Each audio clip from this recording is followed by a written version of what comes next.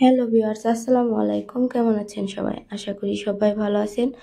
তো আজকে মুরগির বাচ্চা রাখার ব্যবস্থা করে দিলাম। তো এখানে হচ্ছে আমার বড় মুরগিগুলা থাকতো, আর ছোট মুরগিগুলা রাখতে গেলে বাচ্চাগুলা টাপার ভিতর রাখতে হইতো। তো আগের ভিডিওতে আপনারা দেখছেন। তো টাপার ভিতরে মুরগির বাচ্চা রাখলে আর কি বা আলো বাতাস লাগে না, এর জন্য বাচ্চাগুলো আর কি ঠান্ডা লেগে যায়। তো এর কারণে আমি যেহেতু ঘর পাকা করে ফেলছি, এর জন্য ভিতরে সিস্টেম করে দিলাম মুরগি বাচ্চা রাখার জন্য। তো আমি যে বড় মুরগিগুলা ঠান্ডার সময় ভিতরে থাকার জন্য খোয়ারটা তৈরি করছি, তো ওইটার উপরে আমি মুরগির বাচ্চা রাখার ব্যবস্থা করে দিতেছি। তো আমি যেভাবে মিস্ত্রিকে বলছি ওইভাবেই সে করে দিচ্ছে।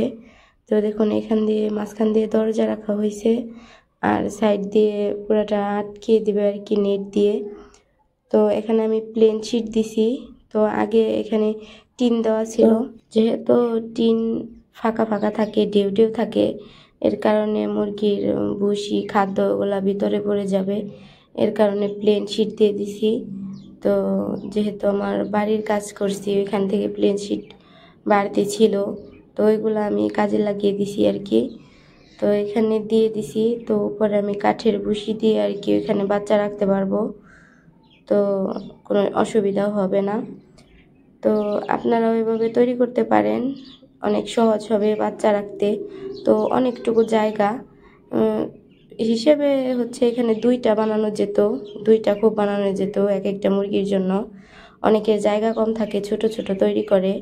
তো আমি বড় করেই দিলাম, যেহেতু আমার দুইটা তিনটা করে চারটা করে মুরগি একসাথেও বাচ্চা তুলে। তো আমি একটা মুরগির সাথে দুইটা তিনটার বাচ্চাও আমি এখানে রাখতে পারবো, কোনো অসুবিধা হবে না। তো রাতেও এখানেই থাকবে, দিনের বেলাতেও এখানেই থাকবে, শুধু আমার ভুসিগুলা চেঞ্জ করে দিতে হবে। তো এর জন্য সুবিধার জন্য আমি এভাবে করে দিছি।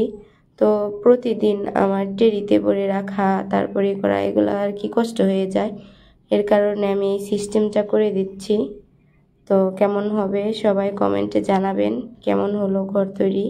তো এখানে হচ্ছে নেট আনছি। তো আমি দুইটা খোপে বানাবো, ওই পাশের রুমেও একটা, এই পাশে একটা, এর জন্য দুইটা খণ্ড আনছি আমি নেট। তো একটা আপাতত তৈরি করতেছে, তো আরেকটা তৈরি করলেও আপনাদের সাথে আমি শেয়ার করব, এবং বাচ্চা রাখবো এটাও আপনাদের সাথে আমি শেয়ার করব। তো সবাই ভিডিওর পাশে থাকবেন, দেখবেন।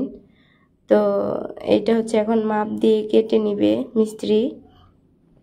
তো মনে করেন যতটুকু লাগে ততটুকু দেবে। আর আমার ঠান্ডা লাগছে, এর জন্য কণ্ঠটা একটু চেঞ্জ হয়ে গেছে। তো এই যে দেখুন, মাপ দিয়ে নিচ্ছে। এটা হচ্ছে এক পাশে, ওইটা হচ্ছে ওইদিকে হচ্ছে আরেক পাশে থাকবে।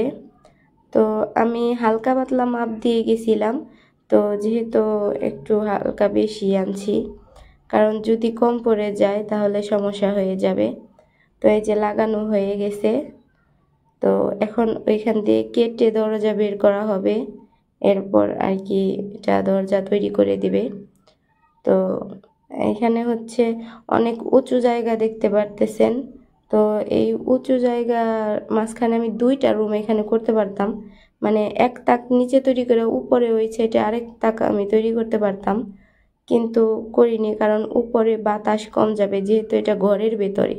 বাহিরে যদি থাকতো তাহলে পুরোপুরি সব বাতাস সবটা তাকেই যাইতো, কিন্তু আমি হচ্ছে এটা ঘরের ভিতরে যেহেতু করছি, উপরের সাইডে বাতাস কম লাগবে, যার কারণে একটা খোপই তৈরি করছি। তো এই যে এখন খোলামেলাভাবে বাচ্চাগুলা থাকতে পারবে, যেহেতু তিনটা মুরগির বাচ্চা আমি অনায়াসে রাখতে পারবো, যেমন 30টা বাচ্চা আমি অনায়াসে এখানে রাখতে পারবো। আর ওই পাশেরটা এখন ঠিক করবে, আপাতত এইটা ঠিক করা হলো। দেখুন কত সুন্দর হয়েছে। তো আপনারাও ওইভাবে তৈরি করতে পারেন আমার মতো বাচ্চা রাখার জন্য ঘর। দেখুন কতটা সুন্দর হয়েছে। তো সবাই এভাবে তৈরি করবেন, আর কমেন্টে জানাবেন আমার ঘর তৈরি কেমন হয়েছে।